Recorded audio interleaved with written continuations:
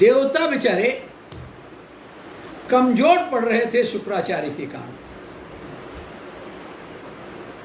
क्योंकि उसमें कोई मरता नहीं था। मरता था मतलब फिर जी जाता था, देवता लोग तो मर जाते थे। देवताओं ने आपस में निर्णय लिया, क्यों नहीं हम लोगों में से एक संतान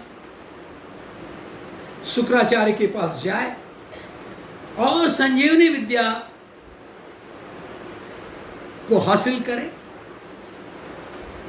फिर देवताओं ने कहा कि सबसे अच्छी बात तो यह होगी कि स्वयं गुरु बृहस्पति का पुत्र कच्छ था, इनको क्यों नहीं भेजा जाए।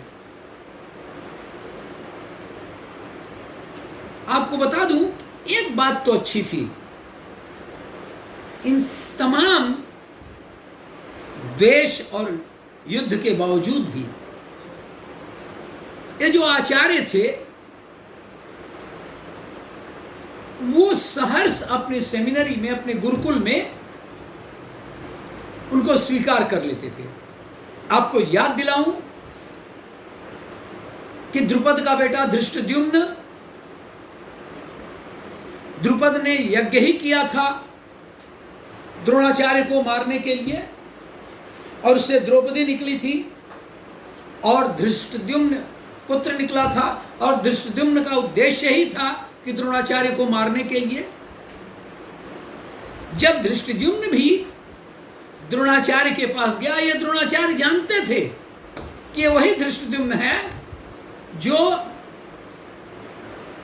मुझे मारने के लिए ही पैदा हुआ है, तो भी द्रोणाचार्य ने अपने गुरुकुल में धृष्टद्युम्न को स्थान दिया।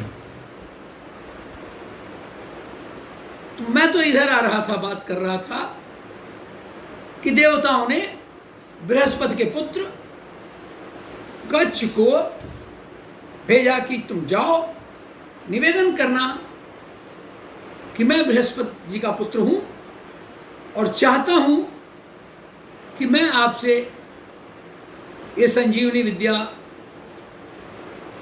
कला या ज्ञान सीखने की। शुक्राचार्य ने सहर्ष स्वीकार कर लिया, उन्हीं के घर में रहते और कच्छ गुरुकुल में जाते, इधर उधर जाते, जो भी है अब उनके परिवार के सदस्य हो गए कच्छ। क्या आप इस बात को स्वीकार करेंगे कि जो असुर जाति थी, जो दैत्य लोग थे, राक्षस लोग थे, जब उन्हें पता चला होगा कि देवताओं ने बृहस्पति के पुत्र कच्छ को भेजा है, तो क्या आसानी से उसे स्वीकार किए होंगे? क्योंकि इसको भी अगर हो जाएगा तो फिर जो हमारे पास एक विशेष शक्ति है, वो विशेष शक्ति नहीं रह पाएगी, लेकिन उनके पास भी हो जाएगी। कर क्या सकते थे? शुक्राचार्य की एक बेटी थी, बहुत ही प्यारी थी, नाम था उसका देवयानी।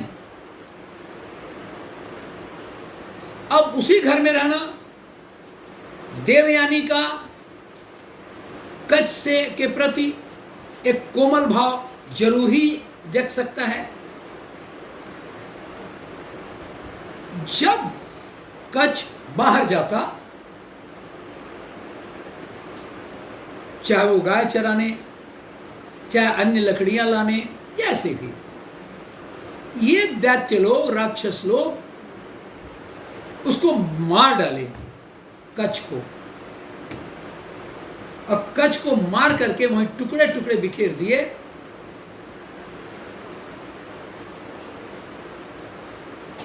शाम बीत गई, रात भी होने चली, लेकिन कच्छ आया नहीं।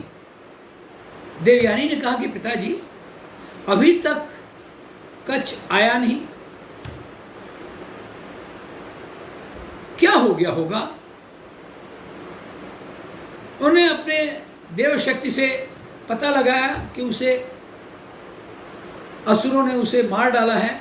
उन्होंने अपने संजीवनी विद्या का उपयोग किया और वो जहाँ जहाँ टुकड़े थे वो सब इकट्ठे हो गए और कच फिर से जीवित हो गया और आ गया वापस शुक्राचार्य के।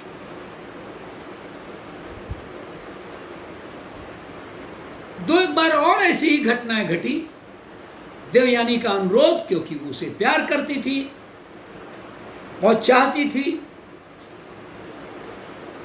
और उसे ऐसे ही अपने पिता से बतलाती। कभी तक नहीं आए हैं, वो पिता को पता चलता कि कभी उन्होंने जानवरों को खिला दिया, हिंसक जानवरों को, लेकिन हर हालत में शुक्राचार्य की ये जो विद्या है काम आती थी और कच फिर से वापस आ जाते थे।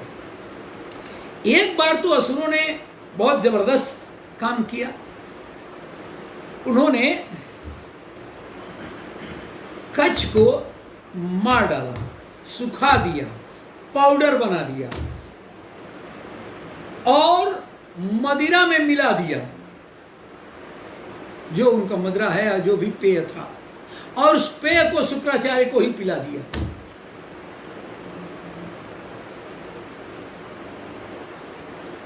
अब छोटे छोटे मॉलिक्यूल्स के रूप में, छोटे छोटे कणों के रूप में कच शुक्राचार्य के पेट में रहे और उनकी जो योजना थी शुक्राचार्य, ये जो राक्षसों की, अब तो किसी भी हालत में कच बाहर नहीं निकल सकता। लेकिन देवयानी तो पागल थी ना, कैसे छोड़ देती अपने आग्रह को। पिया से कहा कि ऐसा ऐसा कैसे हो सकता है, कहां पर चला गया? उन्होंने कहा रुको, मैं देखता हूं। और उन्होंने जो अपना देव शक्ति से पता लगाया तो पता चला कि वह तो कच मेरे पेट में ही है।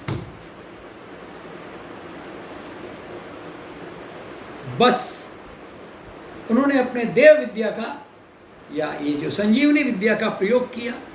इस प्रयोग में आप समझ सकते हैं अब शुक्राचार्य के भी जीवन पर खतरा था।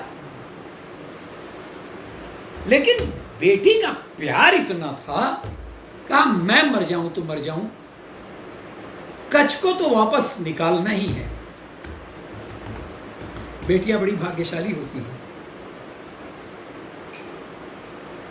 पता नहीं आप लोगों में कितने का अनुभव है, पिता लोग अगर परिवार में पुत्र हो और बेटी हो तो बेटी पर कुछ ज़्यादा ही कृपा रखते हैं, बड़ा स्वाभाविक है। न ज़्यादा रखते हो तो कम तो सवाल ही नहीं।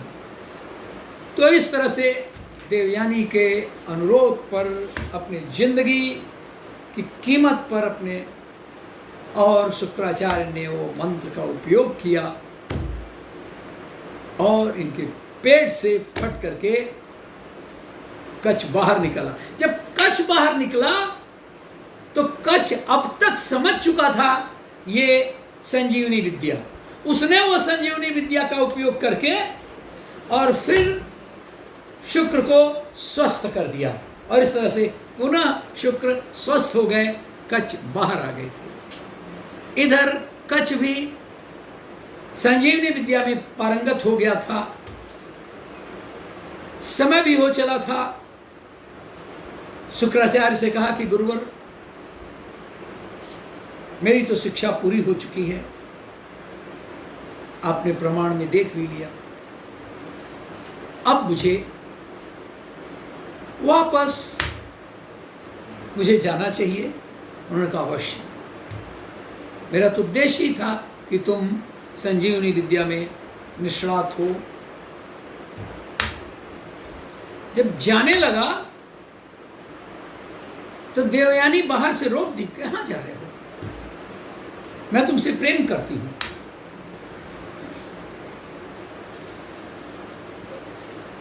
तुम तुम नहीं जा सकते, और जाते हो तो पहले मुझसे विवाह करके जाओ।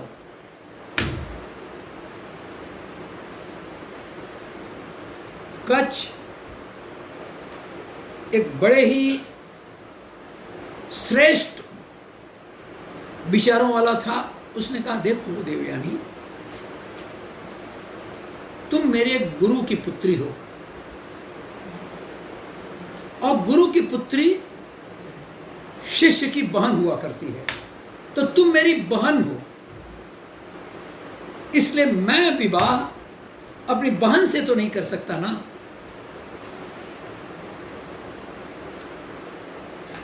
आरत के बस रहने चेतु, पुन पुन कहे आपने ही तू, तुलसीदास जी ने कहा है।